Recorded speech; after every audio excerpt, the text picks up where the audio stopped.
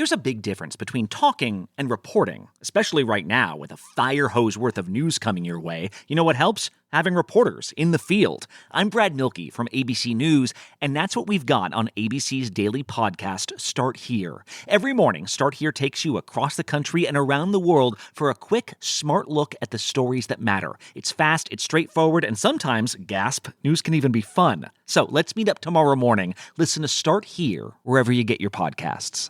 Mike, I don't know about you, but making CityCast DC has been such a transformative experience for me. I feel like people come up to me all the time and tell me how much closer they feel to their city because of the show. Do you ever feel that way? I liked your story about the person at the grocery store. Who was like, "Where's Mike?" We do everything together. It's weird that we're not together. Yeah, we do all the entire CityCast team does our shopping together.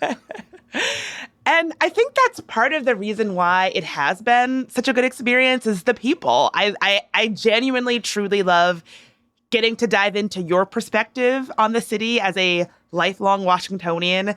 I love getting to dive into the perspectives of folks like Julia and Priyanka and Kayla and David. We all bring such different perspectives and voices and values, but I think that's part of what makes both our city and CityCast DC so great. And so like you and me, like we show up and talk pretty, but these guys, our producers, our newsletter writer, our team, they do a ton of work to make this show happen that people don't notice in terms of getting us like really interesting guests to talk with great knowledge about like things that are actually super important. The whole thing involves a lot of work by a lot of people, all but two of whom you don't hear that much of on the pod. It is more work than people might think. And I know the folks on our team work super hard. Thank you so much for taking this journey with us. And if you've been wondering, like, how might you support our work and the team that brings you these stories about DC every day, Michael, how can people do that? They can become founding members of CityCast. Part of the plan for CityCast has been it's going to have members who sustain it, who make it sustainable and who help us do the work that we do. And that is what's going on right now. And if you sign up before December 8th, you get to be a founding member, which is like someday that's going to be a rank you can pull on people, I promise. And it only costs as little as $8 a month. You can get ad-free material and other perks. So it's definitely worth it. And you can sign up to be a member at membership.citycast.fm. Today on CityCast DC, it's our first annual list of the CityCast 6, a half dozen people who have changed DC in 2023, for better or worse. We've assembled a panel of experts, and today we will hear them vet folks our listeners picked as finalists for honorees in politics, literature, and music. My co-host Bridget will be here tomorrow with the rest of the list. And after that, stay right here. Our CEO, David Plotz, will be joining us for a conversation sponsored by Urban Pace about Pasha Homes, a flashy new development right by the Fort Totten Metro stop. You don't want to miss it.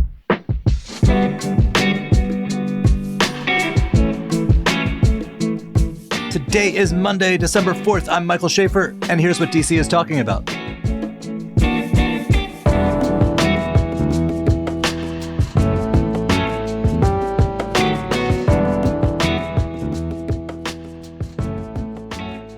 Hey, so we are here today to talk about the CityCast 6, the inaugural CityCast 6, which is our awards for this year. We've picked 6 categories, and we are picking 6 Washingtonians who have transformed the city, 1 per category. I've got my panel here, Michael Bryce Sadler from the Washington Post. Hello. Hey, Michael. Anna Spiegel from Axios DC. Hi. And David Plotz, who is the CityCast CEO. Hey, Mike, I feel like being able to say CityCast 6 times, that should be its own category of the CityCast 6. I've been drinking since noon.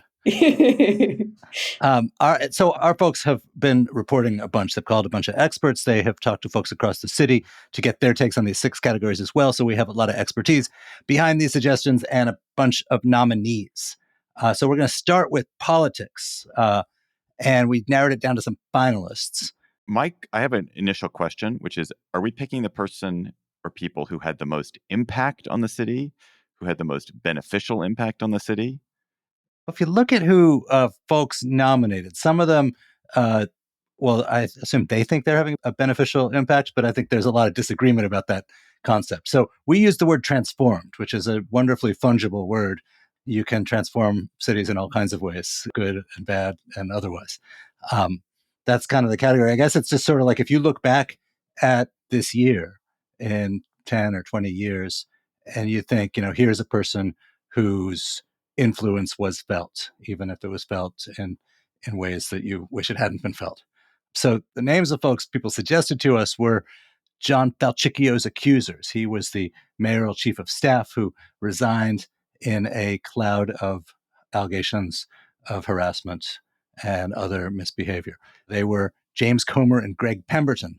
One is a member of Congress from Kentucky, one is the head of the police union. They together worked to get a duly passed DC criminal reform unenacted, and generally spoke a lot about the crime in DC in ways that a lot of Washingtonians resented because they felt like it was federal bigfooting. Another person in politics people suggested was Brooke Pinto. She's the council member from Ward 2.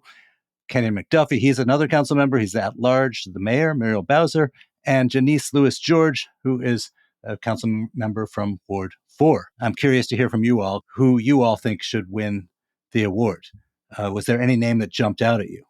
Obviously, a lot of these folks are people who I cover on a daily basis covering politics at the Post. So I was almost feeling a bit sacrilegious with my decision in that I picked James Comer and Greg Pemberton because I feel like if you talk about the narrative that was set throughout the city, the tenor of this year, it's been all about crime. And because of Congress's outsized oversight of DC's affairs, these two have just played a massive role with some of the city's priorities from the council's end and the mayor's end.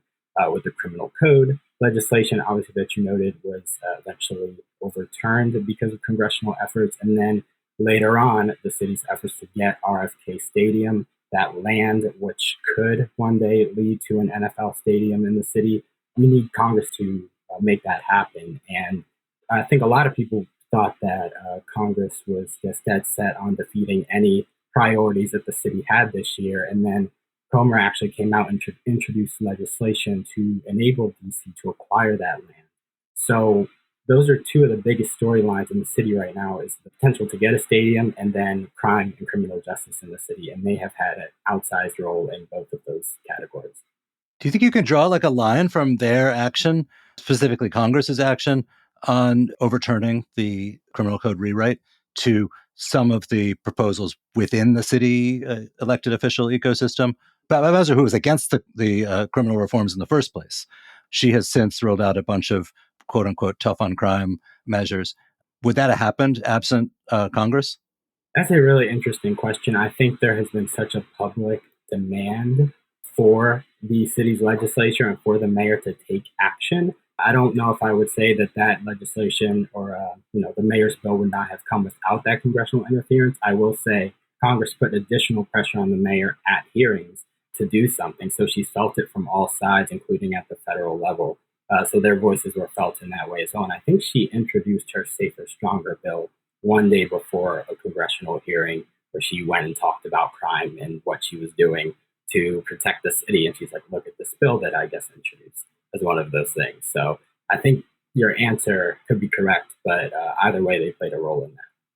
No, I think that's really compelling. I mean, personally, just before, hearing your argument about it, I picked John Falchicchio's accusers in terms of, you're talking about immediate impact, what we're kind of seeing right now in terms of, ousting somebody who's arguably one of the most influential people in the mayor's office, revising the sexual harassment codes for the office, and, kind of giving a voice to people who didn't have it before. I thought that was very compelling.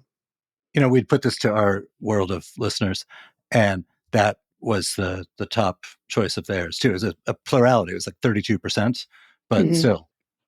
I too came in thinking probably it was Falchicchio's accusers, like you, Anna, and Michael. You were very persuasive.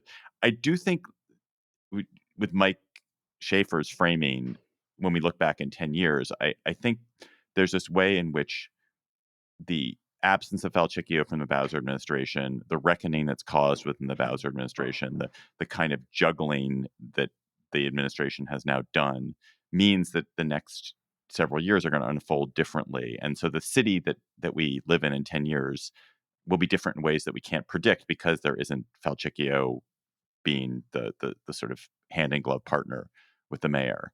And so that's my other reason for thinking that the Falchicchio accusers, also you want to elevate people who've done something really brave. They've done something really brave.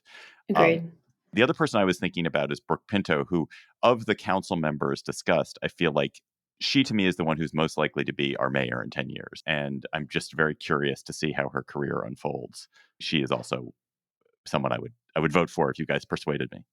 But you persuaded me, Michael. Well, wait, why is, of all the members of the council, including Kenny McDuffie, who's like long been thought of as a citywide candidate, why is she the one you can imagine as mayor in 10 years?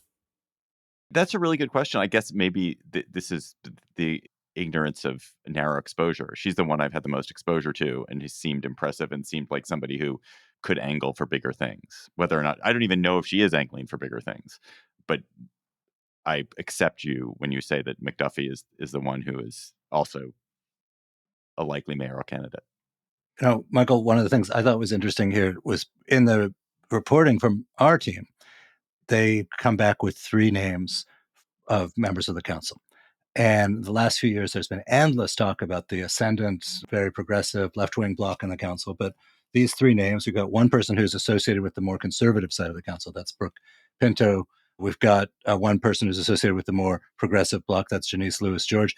And Kenny McDuffie, who has like good enough relations with all sides, but has lately emerged as a big champion of let's build a stadium for the NFL team, which is a cause that progressives in general really don't like. Can you give us a sense of like, you know, if in 10 years or even in 1 year, we're looking at what direction the legislative body of the city went, do any of these folks strike you as steering it one way or the other that it might not have gone? Well, I think truthfully, you have 3 people who could be mayoral contenders one day. I won't say how soon. I think next mayoral election cycle, that's 26, we might see some of these folks jump into the fray, honestly. But I think to David's point, in terms of Falchicchio's accusers, I understand the rationale there, especially when you look at Falchicchio's influence within the Bowser administration. But the priorities for Bowser have not changed, even without Falchicchio there. And I think, Michael, you just alluded to that. Like McDuffie is championing the stadium. That is going to be a priority for the mayor, no matter who is her chief of staff, no matter who is leading the department that Falchicchio led that handles economic development. So, yes, he was an integral part of that administration, but it's kind of like the show goes on, right? And I think that while I definitely want to give credit in terms of people speaking up for something in that way and the bravery of it, when I think about influence or the criteria of this award, that was more why I aligned with Greg Pemberton and James Comer, just because when you look at the priorities of the council and the mayor, those were all shaped by what Congress decided it wanted to do. I'm so persuaded. Yeah, me too. I agree. I am persuaded too, and I think the fact that you tied it to the council, the recriminations over the overturning of this criminal reform, I think really did kind of redound against the progressive bloc in council. It was seen as overreach and seen as they struck me as like really naively surprised. Like I can't believe people elsewhere are taking this wrong and caricaturing it in ways that are unhelpful. That's exactly what Comer and Pemberton did. Right. And I mean, Congress overturning local legislation is not something that happens often. It's not something that has happened often in the history of the city. I think it's probably less than 5 times, including this. So the fact that it happened this year, and it was also multiple bills, right? Like Biden had to veto one that was about police accountability. They also tried to veto a bill that would have that to give non-citizens the right to vote. So it was just like on all fronts that Congress was saying, nope, you're not going to do this, you're not going to do this. In a lot of ways, making an example out of DC. But the bigger context here is just the lack of statehood and that ability of Congress to impose itself just to make a point sometimes, even if they don't really have a tangible understanding of how these bills would affect local residents for better or worse. So the first CityCast 6 winner is a congressman from Kentucky and a police union head. That's why I said it feels sacrilegious not to pick someone who is elected by the local residents here. But again, it speaks to that statehood point, DC's lack of that status and Congress's ability to impose itself. Well, so much for linking arms with DC buddies at the glamorous gala awards reception that we were going to throw.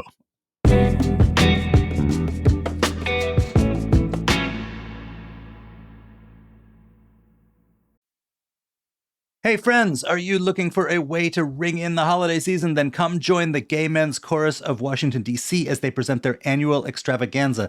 It's called The Holiday Show. Running December 2nd, 9th, and 10th at the Lincoln Theater, this year's edition promises more laughs, more fun, and more surprises than ever before. It's complete with disco dancers, sparkly snow, over-the-top costumes, their amazing vocal ensembles, and even an appearance by Santa Claus.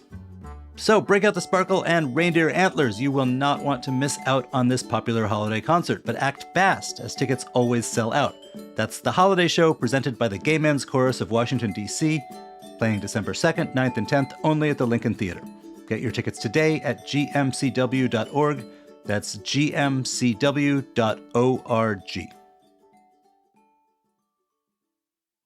Looking for the perfect gift this holiday season?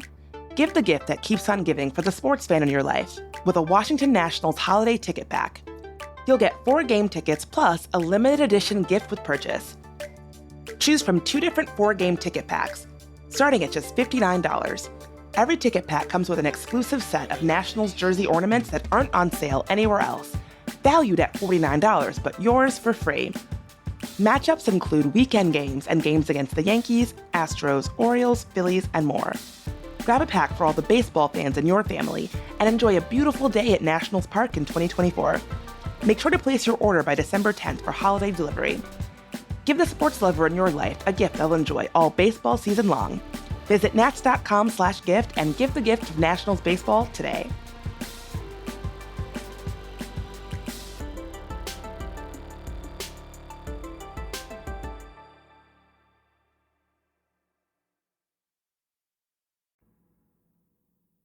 So the next category we have is literature. We did a bunch of reporting, collected some names of nominees from the community, from people who work in and around the world of books and letters.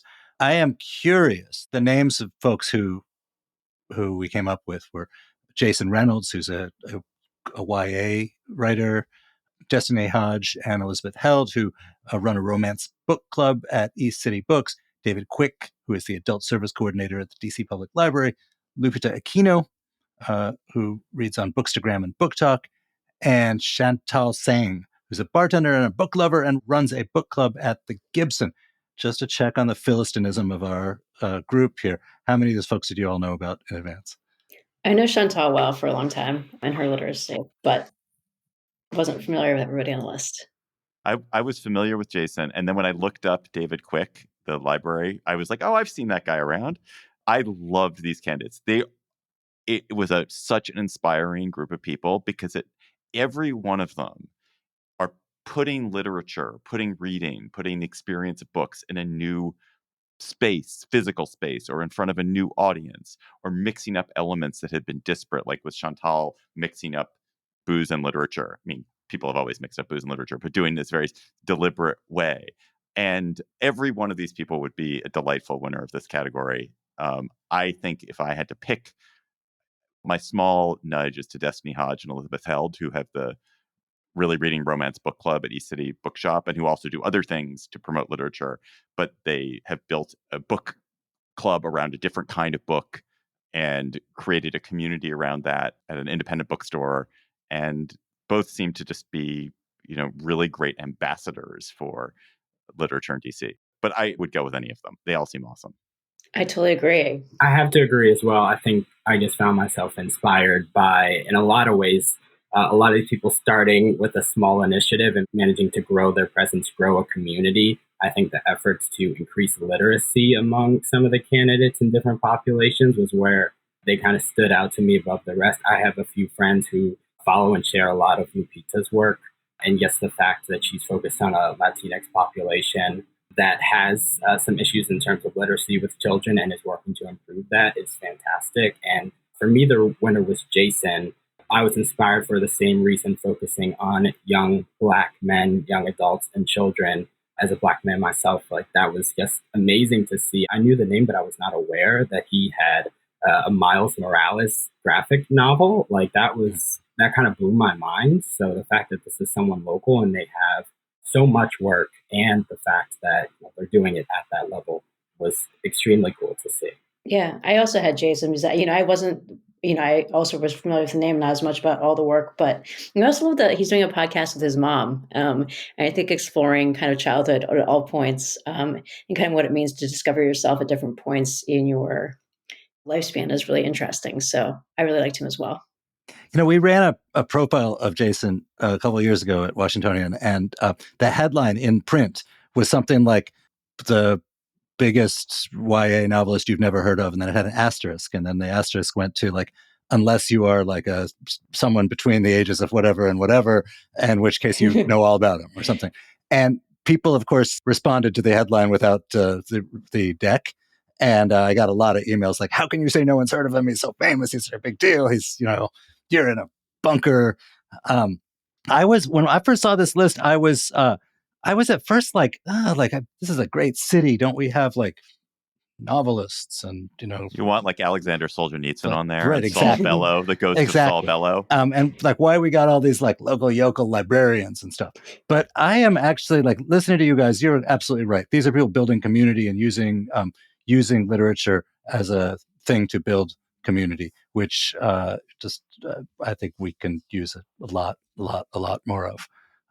So I'm kind of convinced on not on Jason, on the others, because I think that like the theme is really resonated here of folks who have done something to build a community. I do want to shout out David Quick also, because I feel like if you're listening to this and you've not been to MLK Library, it's a really fantastic building. It's a fantastic institution. They offer so much programming, and I think our library employees in general don't get enough recognition for the work they do. So I was like almost instantly drawn to him and read some more about the others and went a different way, but wanted to recognize David. All right. So Jason won the popular vote again at slim 25% majority or plurality. But so where do you guys want to come down on this? If the other judges, if this is, it could be a 2-1 decision. Roberts and Gorsuch can outvote my Alito here. Jason would be a fantastic, worthy winner. I like the idea of someone who is in the community, building community directly, but Jason clearly is doing all sorts of wonderful things for us. So I agree. I do like the idea that they're getting people to Destiny and Elizabeth. They're getting people to read it in a different way, kind of, and come together over books. I think it's a close call, as our listeners also found, but it sounds like Jason's the one. Plus, we got to do something to improve the vibe at the gala awards dinner. I feel like we should, no matter what, you invite all of the literature folks to Gala Awards dinner, because they are going to be fun. Yeah. Yes. And Chantal can pour the sherry cocktails alongside the books.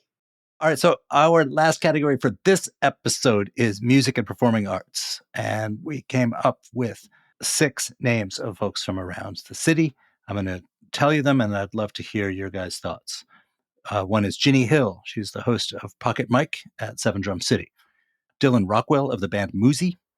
Ari Vox with 2 X's, who's a local singer-songwriter. Oh He Dead, which is the Whammies winner, 2023 Best Pop Artist Group. Pretty Bitter, the Whammies winner for 2023 Best Pop Songs. And Black Techno Matters, which is a collective that organizes local shows. Again, this is also not my forte, but I really enjoyed Oh He Dead. I really like their sounds. I love how they sound both, there's something nostalgic about their music, but they feel very modern and fresh in terms of both the composition of the band. And, I love that they're from DC, that they're going on national tour, are starting to make it big, but still have very much like a big local tie. And it's also music I just want to listen to. For me, I not necessarily honorable mentions, but I will say I think there's a lot of DC DMV rappers who I just want to give a shout out to that I think have had a good year. IDK, Corday, formerly known as YB and Corday, and Free Party. But they're like Largo, they're PG County, they're not DC proper. So I had to go and give a listen to the material for all of our nominees, and I also landed on Oh He Dead. And I thought that the description, I think it was like sexy, warm and sexy was the vibe, and I wholly agree with that. I think that was the sound that resonated most with my taste, at least, and stood out. So I agree with you, Anna. I make it 3. Sublime, sexy ass pop was what Yes. their front person, CJ Johnson, said. Make it 4. I think so much of the conversation about local music in DC has become almost kind of like dogmatic and curatorial. Like go-go is the official music of Washington, or constant references to scenes that had flowered here, including ones I really cared about having grown up here. But it's really nice to be talking about something forward-looking, unconnected, and as Plotz likes to say, sexy. Sexy ass. Sexy ass. Technically, sexy ass. All right, let's do it. Michael, Anna, and David, thank you so much for being here. And to remind everyone of our picks, we somehow selected James Comer and Greg Pemberton as the CityCast 6 winners for the politics category. Jason Reynolds won in literature. And we've got Oh He Dead as the music winners. But we are not done yet. We've got 3 more categories coming up in tomorrow's episode, hosted by my colleague, Bridget Todd. So be sure to tune in for that. And listener, don't go anywhere. In just a second, we've got a segment sponsored by Urban Pace Real Estate. CityCast CEO David Plotz is chatting with the developer of Pasha Homes about exciting things to do on Kennedy Street Northwest and how you could find yourself living there. Hi there, I'm David Plotz, the CEO of CityCast. I'm here today with Bharat Birdal, who's the project manager for Pasha Homes in Upper Northwest DC. Bharat, welcome to CityCast DC. Hi, David. Hi. Thank you. Bharat, Pasha Homes, the condo building you're developing on Kennedy Street Northwest, is at the intersection of a few different neighborhoods. It's at Brightwood Park and Fort Totten and Manor Park, all very cool neighborhoods. And there's a lot of great stuff within walking distance. What is your favorite spot? I would say my favorite spot would be the coffee shop right down the street, La Coupe. It's a really cozy place and a friendly place. But also, there's a CVS right like 2 minutes away from us. That's also really useful. That is super useful. And that coffee shop is very cute. I know it. It's great. Yeah. So the Pasha Homes are 1 and 2 bedroom condos. If you had to pick your favorite things about these homes that you've just built, what would your favorite things be? We actually have really high quality appliances and high quality flooring. Specifically in the bathrooms, we use the Carrara marble and Carrara mosaics on the shower walls as well. And on the counters, we use quartz. Also, we have these tall windows from Anderson, which is great. It gets the sunlight all over the place. Yes, you listeners, you can't see this, but I see Bharat, and he has got a window behind him and the light is streaming in. The afternoon light is streaming in behind him. Yeah, all of this comes with 3-year warranties. It covers everything that it's in the units. So your 1 bedroom start at $259 and your 2 bedrooms at $449,000, which are incredibly competitive prices for DC these days. Yeah, we did our best to make it affordable, but also stay good quality.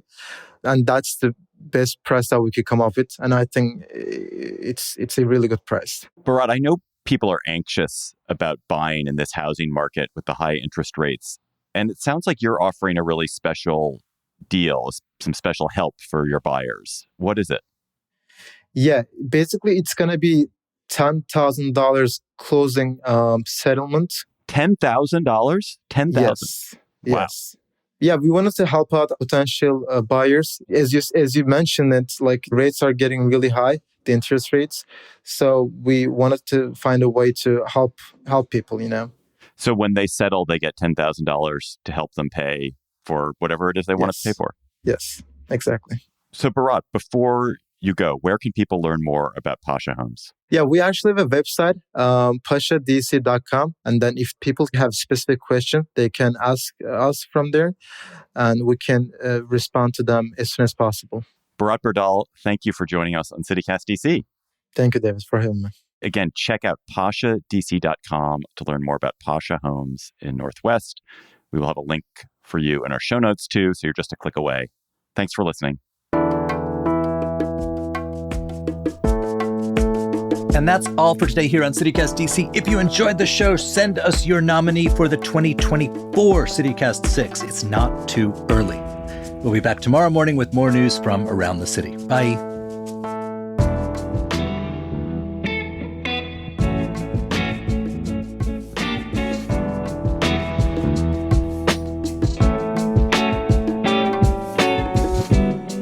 You should make everyone have to say CityCast 6 times fast if they're going to claim their award.